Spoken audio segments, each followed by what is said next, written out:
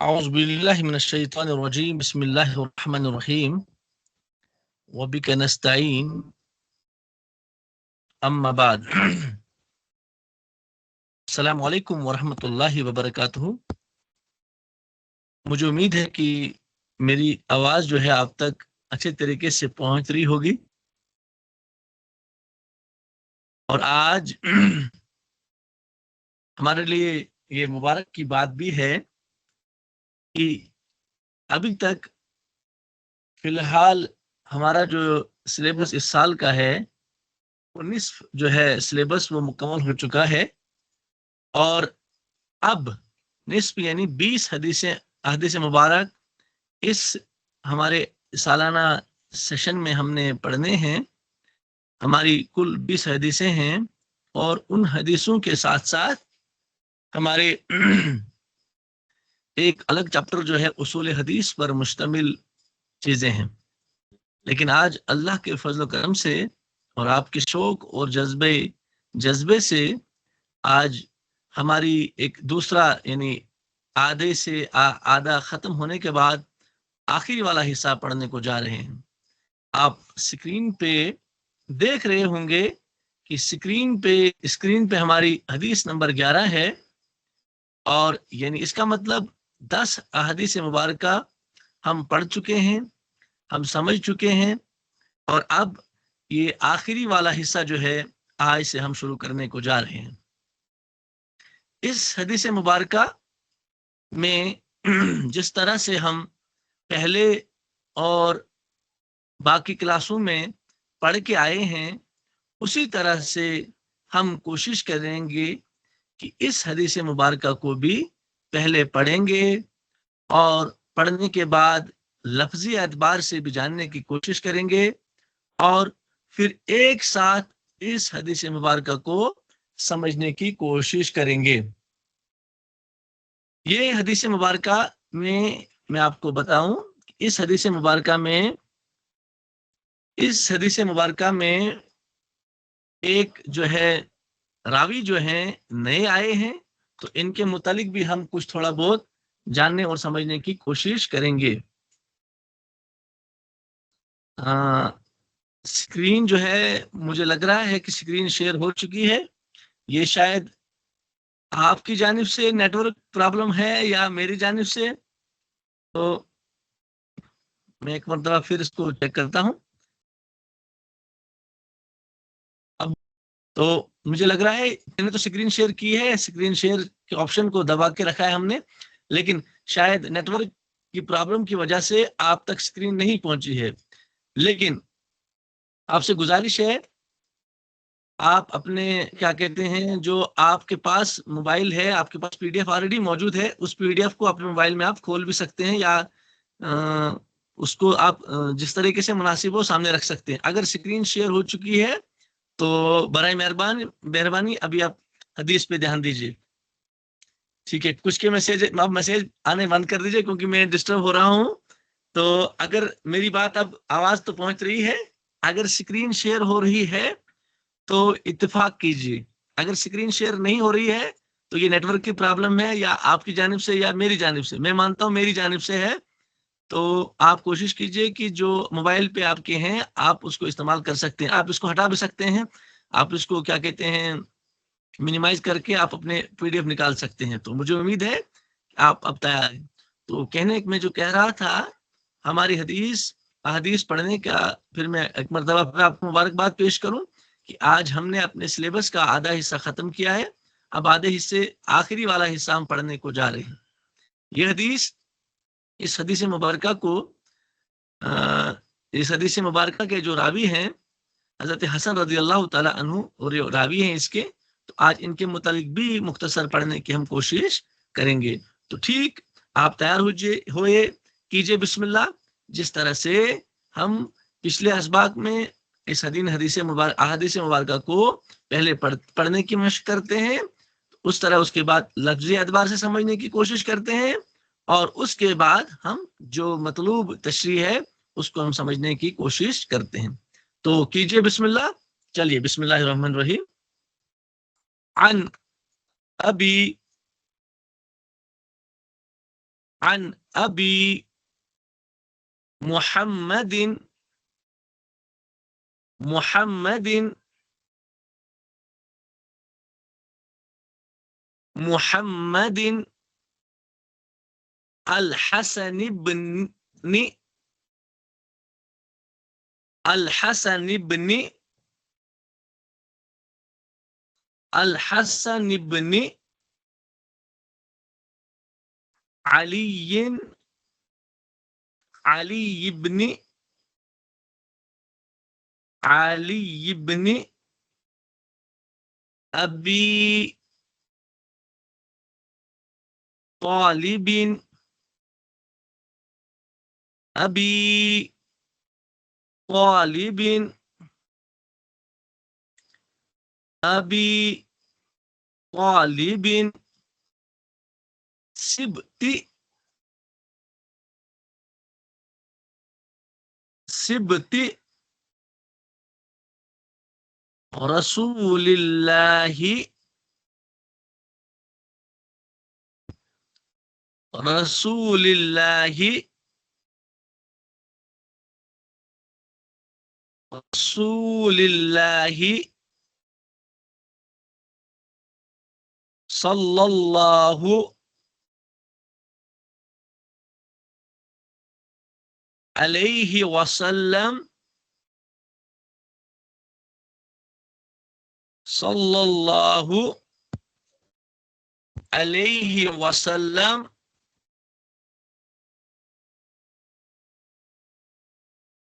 وريحانته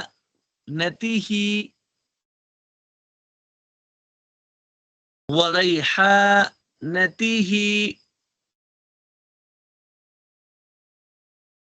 رضي الله الله رضي الله عنهما عنهما عنهما قال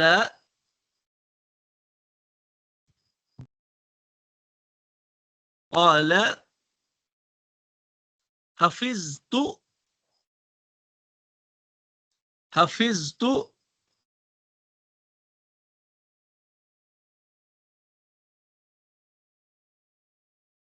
حفظت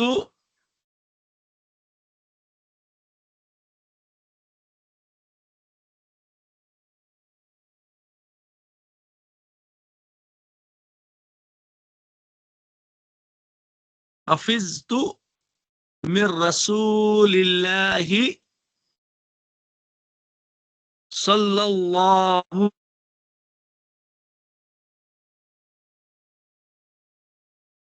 صلى الله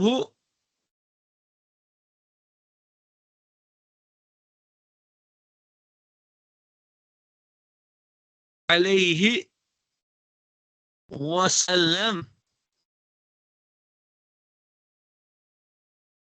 دع ما دع ما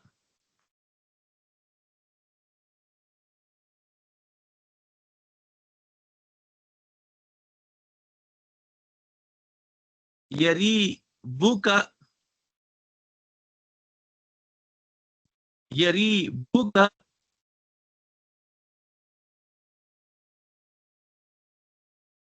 إلى ما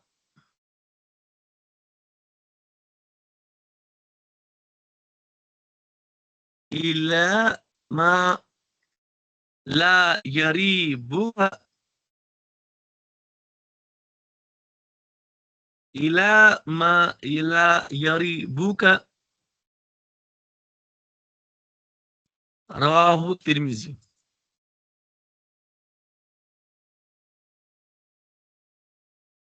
ایک مرتبہ ہم پھر پڑھنے کی اس حدیث مبارکہ کو کوشش کروں گا. میں اسکرین کے ایشو کو بھی دور کرنے کی کوشش کر رہا ہوں.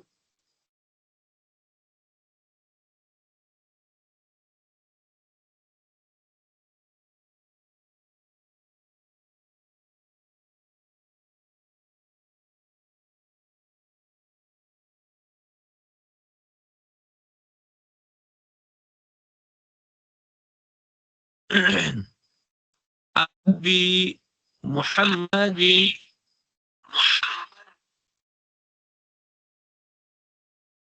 وريحانته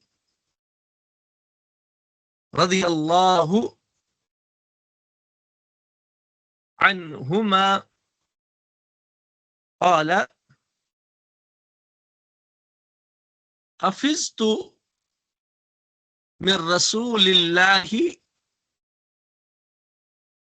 صلى الله عليه وسلم دع ما يريبك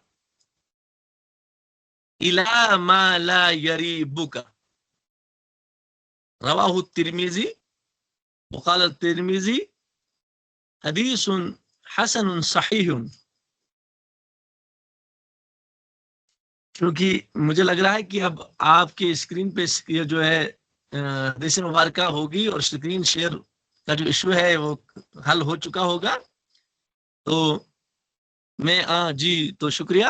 اب میں مناسب سمجھتا ہوں کہ تھوڑا ایک مرتبہ کوشش کروں گا پھر اس حدیث مبارکہ کو پڑھنے کی، آپ کا وقت بھی نہ لوں، اور چونکہ اب آپ کے اسکرین پہ یہ حدیث مبارکہ آئی ہے تو کوشش کریں گے ہم اس کو پڑھنے کے لیے. عن ابی محمد الحسن محمد الحسن بن علی بن ابی طالب سبط رسول اللہ صلی اللہ علیہ وسلم وريحانته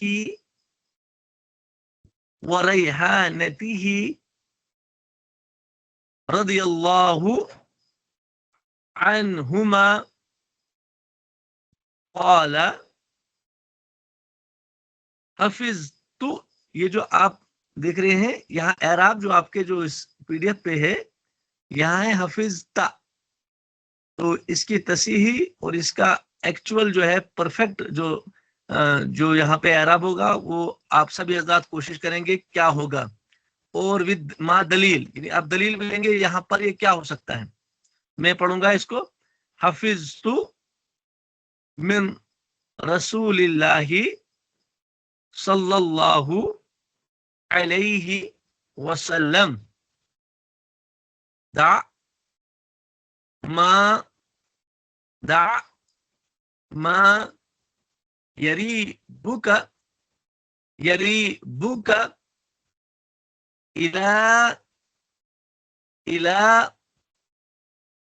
ما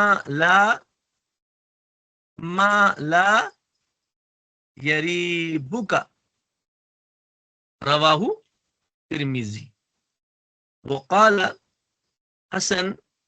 وقال حدیث حسن صحیح.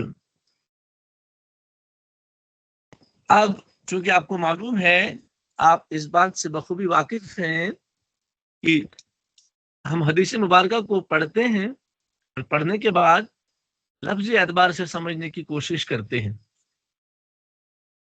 اب اس حدیث مبارکہ کے جو راوی ہیں وہ ہمارے اس سلیبس میں ان 10 حدیثوں میں پہلی مرتبہ آئے ہیں. تو ان کے تعلق سے میں بتاؤں، یہ ان کا نام حسن بن علی ہے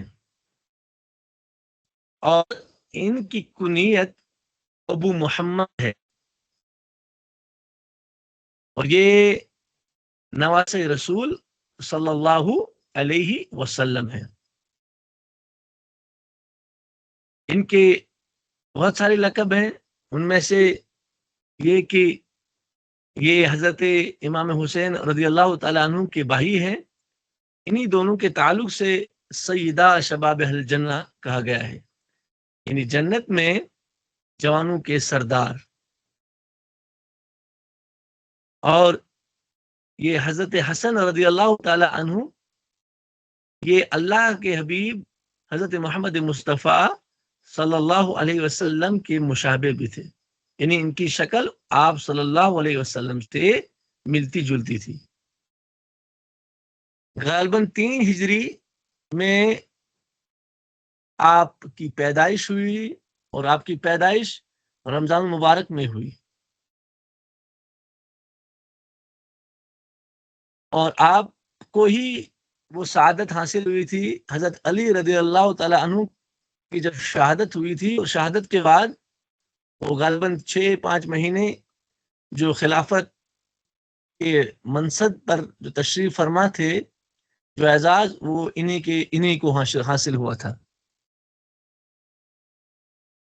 اور آپ کی وفات سن 49 ہجری میں ہوئی اور آپ جنت البقیع میں دفن ہیں. حضرت امام حسن رضی اللہ تعالیٰ عنہ کے تعلق سے یہ باتیں تھی جو اس وقت اور اس درس کے اعتبار سے ضروری تھی. اس کے علاوہ بھی بہت ساری باتیں ہیں ان کے تعلق سے، جتنا کہا جائے اتنا کم ہے. اور آپ سے گزارش ہے کہ ان کے تعلق سے ضرور پڑھا جائے. تو یہ چند اور مختصر جو ضروری اس درس کے حوالے سے جو ان کے تعلق سے باتیں تھیں وہ میں نے آپ کے سامنے بتا دی. وریحانتی ہی، اور یہ ان کے تعلق سے خوشبو یا آپ سزم کی خوشبو بھی تھے. اب آگے چونکہ ہے قالا، اب کالا کی جو ضمیر یہ واحد ہے، آپ اس کو جانتے ہیں، یہ واحد کا صیغہ ہے، ماضی کا ہے. اور اس کے اندر جو فاعل جو ضمیر ہے آپ بخوبی جانتے ہیں کہ وہ اپنے پیچھے جو شخص ہے، مذکر کوئی شخص ہے، اس کی طرف لوٹ رہی ہے. تو اس سے مراد حضرت حسن رضی اللہ تعالی عنہ ہے. وہ بیان کرتے ہیں، انہوں نے کہا حفظ تا، یہاں اعراب ہے. یہ آپ اس کو غلط کر سکتے ہیں لیکن دلیل کے ساتھ. آپ کا ذہن قبول کرنا چاہیے کہ یہ حفظ تا ہے یا حفظ تو ہے. یہاں اعراب آپ نے دیکھا ہوگا اسکرین پہ، یہ حفظ تا ہے یہاں پہ اعراب، لیکن یہ حفظ تا نہیں ہے. یہ حفظ تا نہیں ہے کیونکہ اب ہم پڑھ چکے ہیں، اب ہم ماضی کی گردان پڑھ چکے ہیں، اب ہم ادب کے چند قواعد سے واقف ہو چکے ہیں. لہذا اب ہم نے سنی سنائی بات کو پھیلانا نہیں ہے. اور اگر ہم نے اب کریکشن بھی کرنی ہے تو وہ دلیل کے ساتھ کریکشن کرنی ہے. تو ابھی انشاءاللہ جب ہم اپنا یہ اس کے تعلق سے باتیں ختم کریں گے تو اس کے بعد آپ سے ضرور گفتگو ہوگی اس کے تعلق سے کہ یہ حفظتا ہے، حفظ تو ہے، یا یہ حفظت ہے، کیا ہو سکتا ہے. تو اس لیے آپ یہ ذہن میں رکھیے، یہ ذہن میں بٹھائیے کہ میں نے آپ سے یہ چیزیں آج سیکھنی ہے. تو من سے رسول اللہ صلی اللہ علیہ وآلہ وسلم، اللہ کے حبیب، اللہ کے رسول صلی اللہ علیہ وسلم. اب یہاں حدیث متن ہے وہ آگے یہاں پہ ہے. دع دع کا مطلب ہے چھوڑ دو. دع کا مطلب چھوڑ دو. ماں جو یریبو تمہیں شک میں ڈالے، یریبو تمہیں شک میں ڈالے،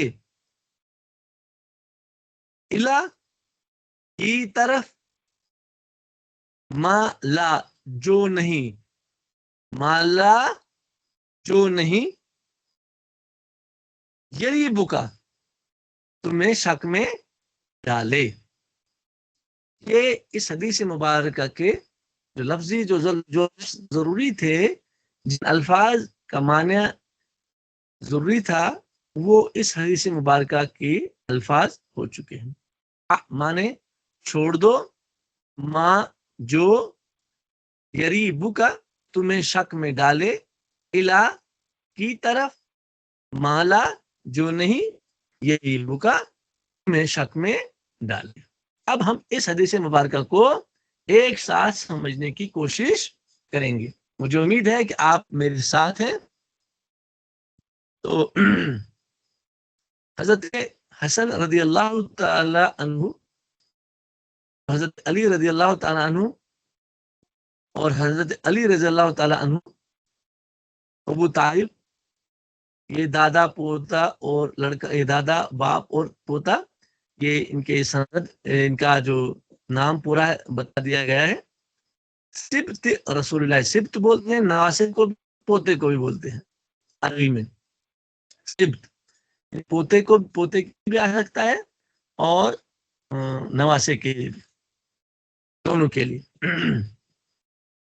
حضرت حسن رضی اللہ تعالی عنہ سے مروی یہ حدیث مبارکہ، وہ فرماتے ہیں، وہ بیان کرتے ہیں کہ حفظت، میں نے یاد کیا، کس سے؟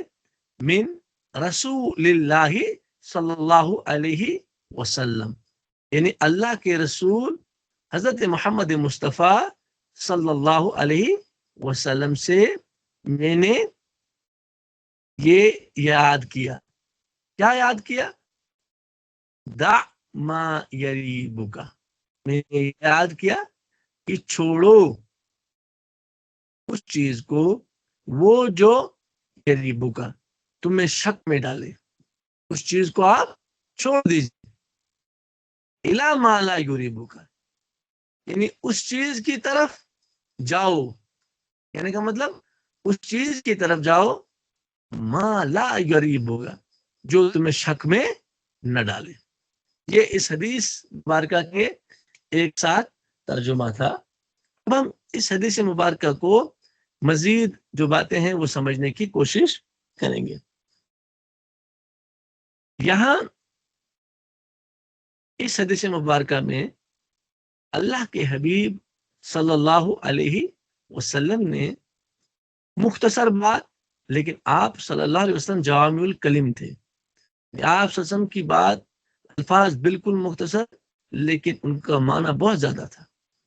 تو یہاں اللہ کے حبیب صلی اللہ علیہ وسلم نے فرمایا کہ ہر اس چیز کو آپ چھوڑ دو. کیا؟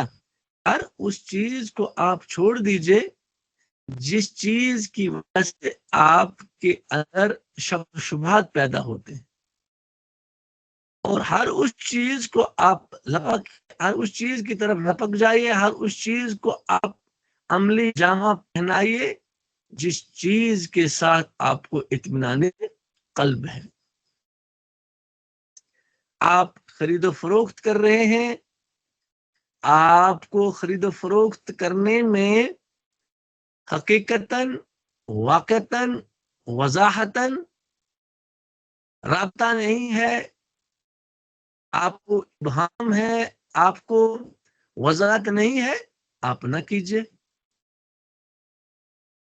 آپ کوئی سا بھی کام کر رہے ہیں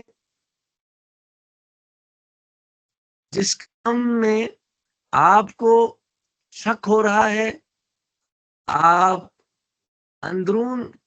کے جو اندرون میں وہ تردد ہے، آپ کا اندرون اس چیز پر متفق نہیں ہے، آپ کے اندرون میں ہلچل ہے، بے چینی ہے، آپ کا نفس اسے قبول نہیں کر رہا ہے، آپ کا نفس بار بار آپ کو دستک دے رہا ہے، آپ کا نفس آپ کو بار بار ٹٹور رہا ہے، جھنجھوڑ رہا ہے، آپ کا اندرون آپ کو طرفہ بتا رہا ہے، تو آپ اس چیز کو نہ کیجیے، وہ چھوڑ دیجیے. اور خلاف اس چیز کے جس چیز سے آپ کا دل خاموش ہے، آپ کا اندرون مطمئن ہے، آپ کا اندرون قرار پایا ہوا ہے، آپ کے اندرون میں ٹھہراؤ ہے، آپ کے اندرون میں کسی بھی قسم کا کوئی شک، کوئی تردد نہیں ہے، آپ کے اندرون میں کوئی بے چینی نہیں ہے، آپ کے اندرون میں کوئی ہلچل نہیں ہے، آپ کا اندرون بالکل خاموش ہے، مطمئن ہے، اطمینان بخش ہے، آپ وہ چیز کر گزریے. اب اس مختصر سے ٹکڑے میں، حدیث کے اس مختصر سے ٹکڑے میں، اس ٹکڑے کو آپ اپنا رہبر، ہم اپنا رہبر اور رہنما بنا کر اپنی سماجی اور دینی زندگی کے لیے ہر ایک مسئلے میں ہر ایک جگہ اس کو آگے رکھ کر اپنے لیے رہنمائی حاصل کر سکتے ہیں۔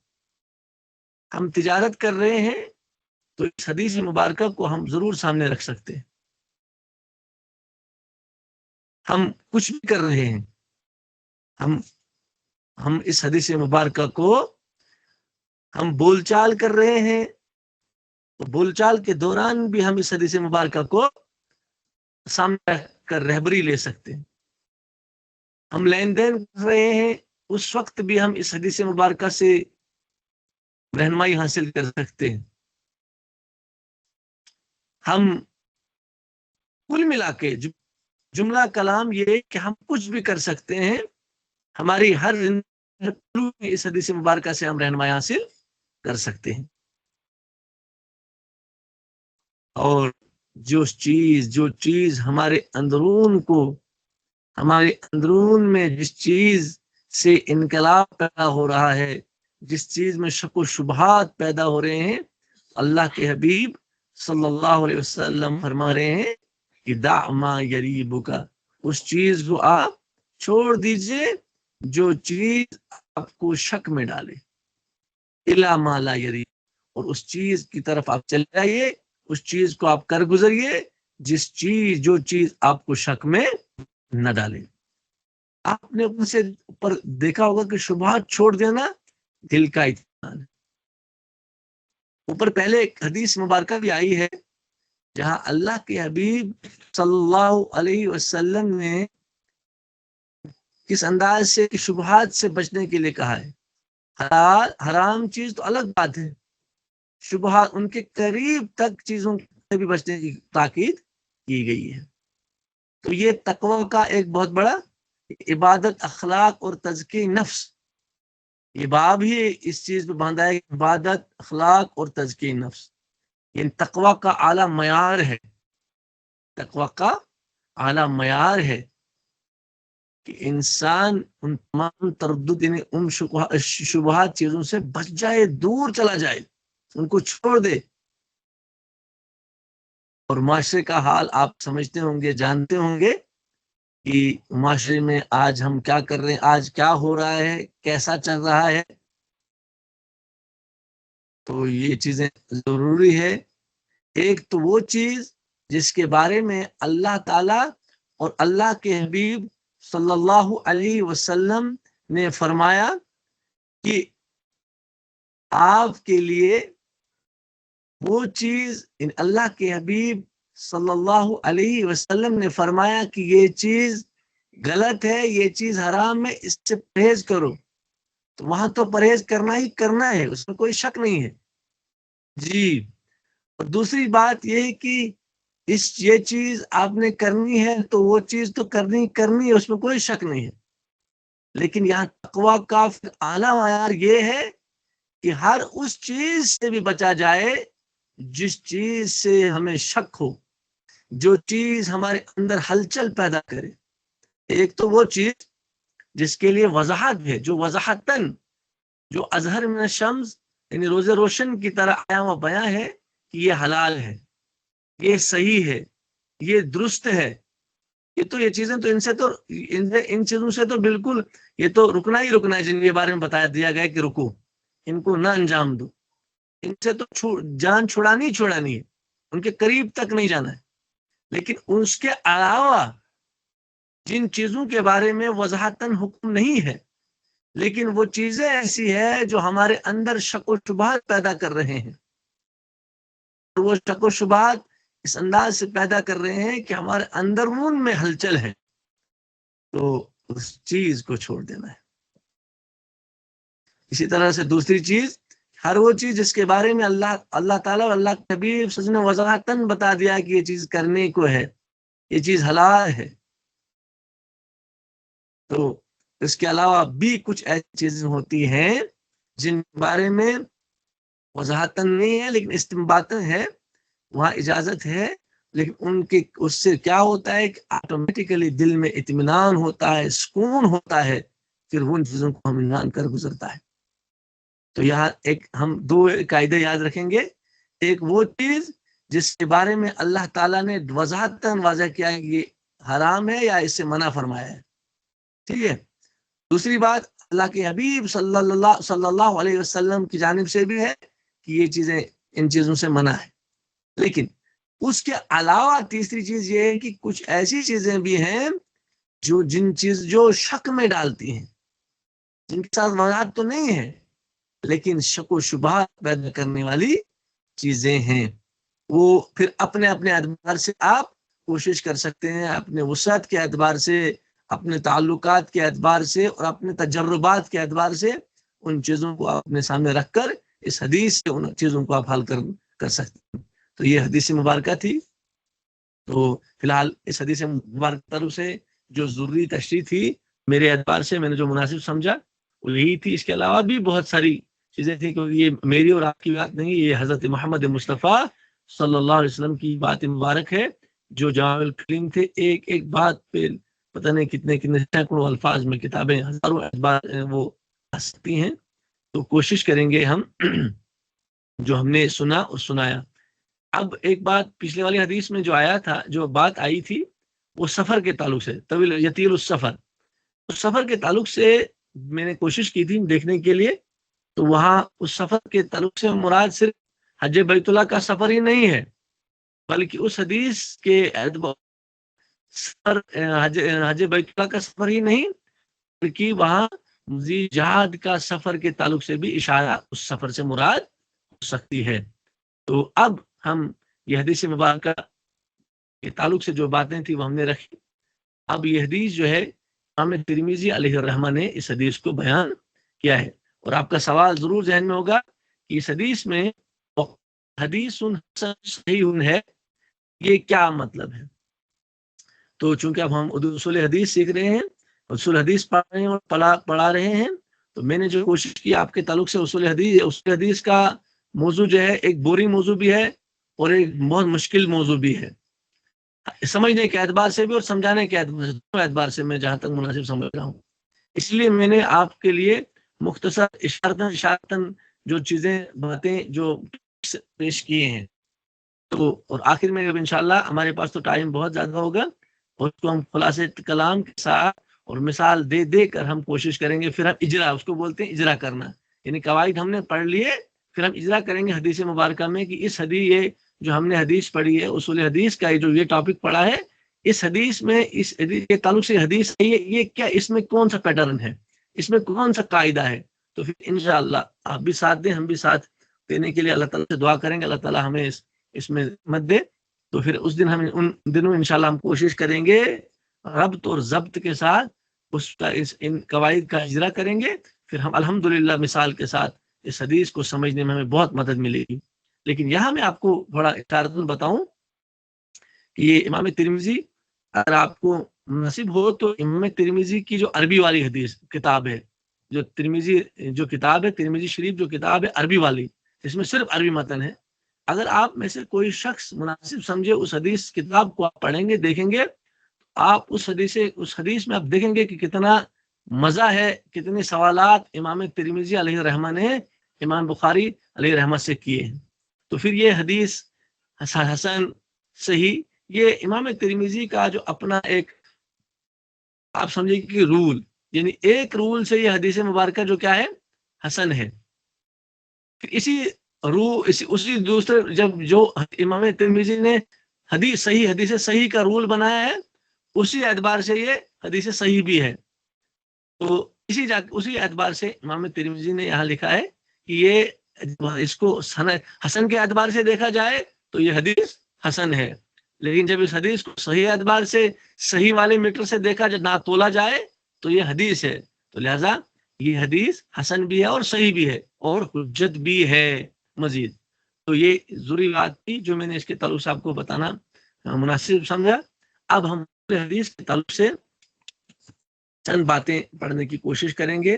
آپ کے پاس محترم یاسر صاحب نے وہ مولانا خالد سیف اللہ رحمانی صاحب کی جو حدیث مبارکہ آپ کو دی ہے، تو اس حدیث مبارکہ کو آپ نے کوشش کی ہے کہ اس حدیث جو کتاب آپ کو ملی ہے اس حدیث مبارکہ سے آپ نے کوشش کرنی ہے کہ اس حدیث مبارکہ سے آپ نے کوشش کرنی ہے اگر آپ کے پاس موجود ہو تو مناسب ہوگا کہ آپ اس کتاب کو نکالیں گے، لیکن فی الحال ضرورت نہیں ہے. آپ صرف اس کو ایک موضوع سمجھے یا ایک میری تقریر سمجھ کے اس کو سمجھنے کی آپ کوشش کریں.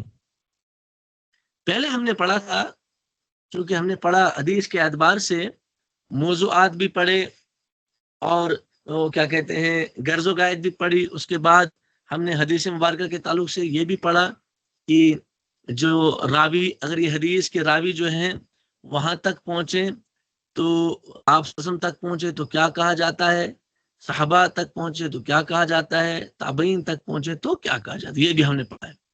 پھر اس کے بعد اس حدیث کے درمیان، اس حدیث کو جو چلا رہے ہیں، جو سند میں جو راوی ہیں، اگر وہ زیادہ ہیں تو اس حدیث کو کیا کہا جاتا ہے، کم ہے تو کیا کہا جاتا ہے، 3 ہیں تو کیا کہا جاتا ہے، 2 ہیں تو کیا کہا جاتا ہے، اسی طرح سے 1 ہے تو کیا کہا جاتا ہے. یہاں تک ہم نے یہ چیزیں پڑھی. آج ہم نے حدیث، اس اصول حدیث کے متعلق ایک اہم بات پڑھنی ہے. وہ یہ پڑھنی ہے کہ حدیث، ایک تو حدیث معتبر اور قابل قبول ہے، دوسری حدیث نہ معتبر اور نہ مقبول ہے. اس کے اعتبار سے ہم نے پڑھنے کی کوشش آج کرنی ہے. آپ صرف دھیان دیجیے، آپ اس حدیث، اصول حدیث کے موضوع کے اعتبار سے آپ یوں سمجھے کہ یہ ایک یوں سمجھے کہ تقریر ہو رہی ہے. تو آپ کوشش کریں گے کہ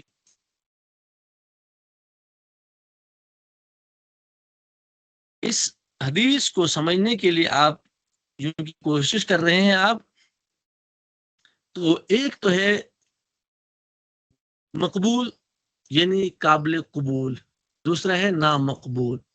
اس کو ہم مردود بھی کہہ سکتے ہیں، اس کو ہم مردود بھی کہہ سکتے ہیں. جہاں ہم قابل قبول بھی کہہ سکتے ہیں، وہی ہم نامقبول یا مردود بھی کہہ سکتے ہیں. مقبول اور قبول، قابل قبول حدیث کس کو کہتے ہیں؟ اس کی تعریف ہے وہ حدیث جس کی سند یا متن کے اعتبار سے رسول اللہ صلی اللہ علیہ وسلم کی طرف نسبت کا صحیح ہونا راجح ہو. یعنی وہ حدیث مبارکہ جس کی سند یا متن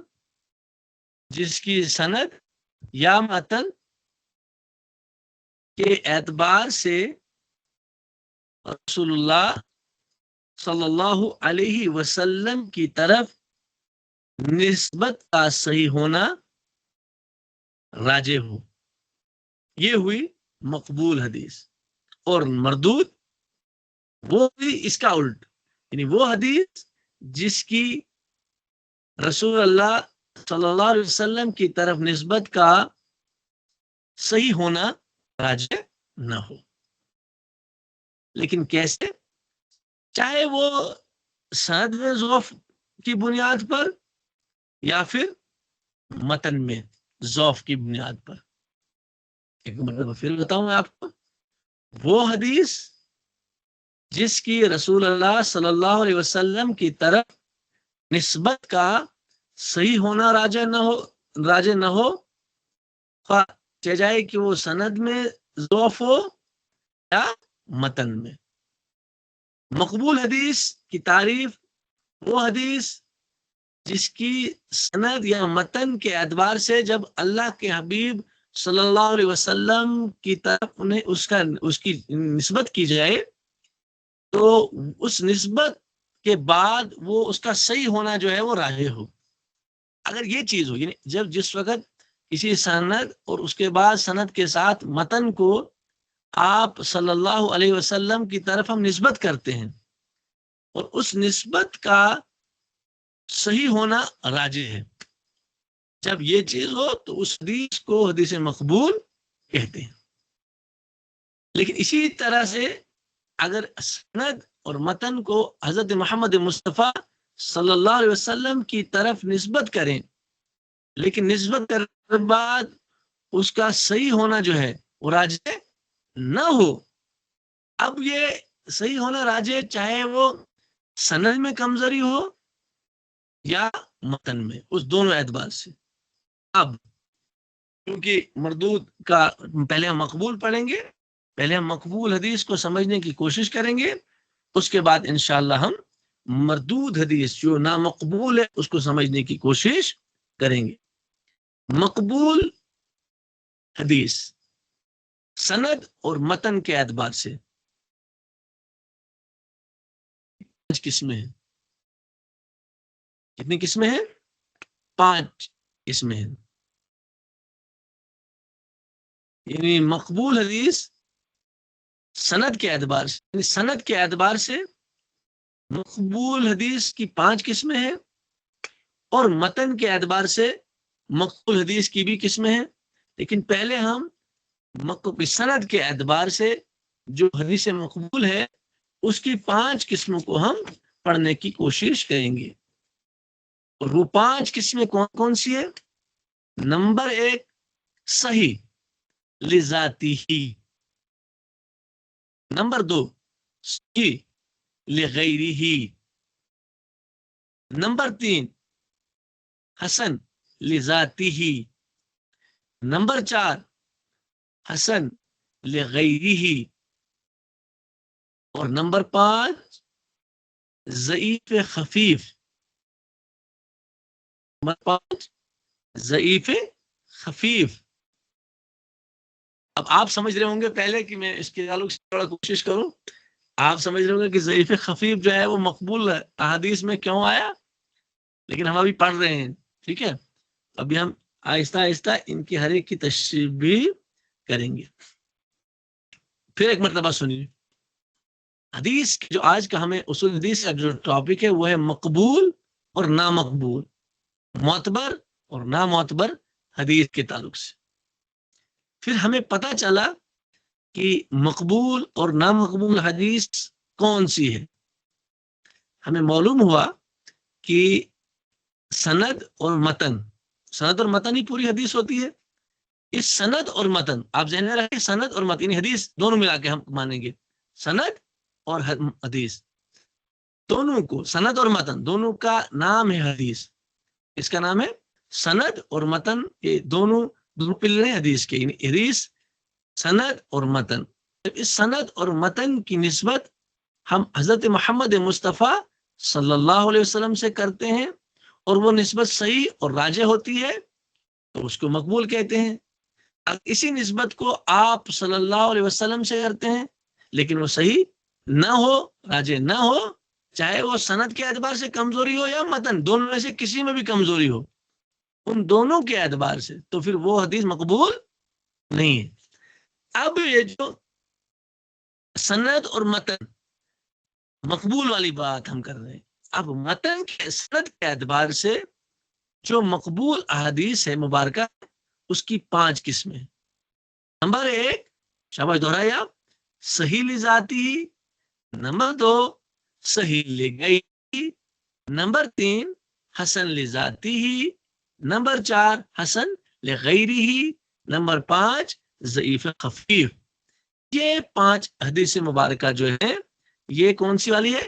سند کے اعتبار سے مقبول حدیث کی یہ 5 قسمیں. اب ہم کوشش کریں گے آج کے اس ٹاپک میں آپ کو زیادہ تکلیف نہ دیتے ہوئے اس کو ہم سمجھنے کی کوشش کریں گے.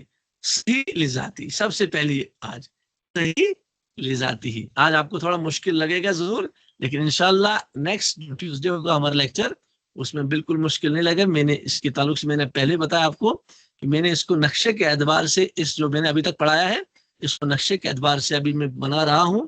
مصروفیت کی وجہ سے میں تھوڑا اس کو وہ حتمی شکل نہیں دے پا رہا ہوں، لیکن میں کوشش کر رہا ہوں اپنے لیے بھی اور آپ کے لیے بھی جتنا آسان ہو سکے اتنا اس کو پیش کرنے کی. ویسے کتاب تو آپ تک پہنچ چکی ہے، تو کتاب سے بھی آپ کچھ نہ کچھ حل کر سکتے ہیں. اب یہ اشارہ ہے اور اس اشارے کو آپ وضاحت وہاں سے بھی آپ سیکھ سکتے ہیں.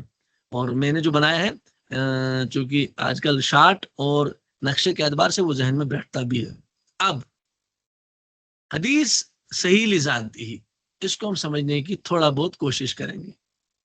حدیث صحیح، حدیث صحیح ذاتی ہی، اس کی بھی اب 5 قسمیں ہیں، یعنی 5 چیزیں. حدیث صحیح ذاتی، اس حدیث کو کہیں گے، یعنی اس حدیث کو کہیں گے جس حدیث میں 5 شرطیں ہیں. کون سی 5 شرطیں؟ نمبر 1، عادل ہونا چاہیے. دیکھو اب ہم پہلے بھی بات کریں سند کے اعتبار سے، یہ جو بات بتا رہے ہیں ہم، مقبول حدیث سند کے اعتبار سے مقبول حدیث کی 5 قسمیں ہیں سند کے اعتبار سے. مطلب ابھی تذکرہ نہیں ہوا ہے. تو اب یہ سند کے اعتبار سے جب چیزیں آئی ہیں تو سب سے پہلی چیز کیا ہے؟ کیا ہونا چاہیے سند جو سند میں صحیح ذاتی میں کیا ہونا چاہیے؟ پہلی بات وہ عادل ہونا چاہیے. دوسری بات قوی الحفظ ہونا چاہیے. تیسری بات علت نہیں ہونی چاہیے. چوتھی بات شذوذ نہ ہو. یہ 4 چیزیں، یہ 4 پلرز ہیں جو سند میں صحیح لذاتی حدیث ہونے کے لیے سند کیسی ہونی چاہیے؟ وہ عادل پر ہونا چاہیے، عادل ہونا چاہیے، قوی ضبط ہونا چاہیے، علت نہ ہو اس میں، یعنی چھپی ہوئی کوئی کمزوری نہ ہو اور شذوذ نہ ہو. اب چونکہ میں آپ کو بتاؤں عادل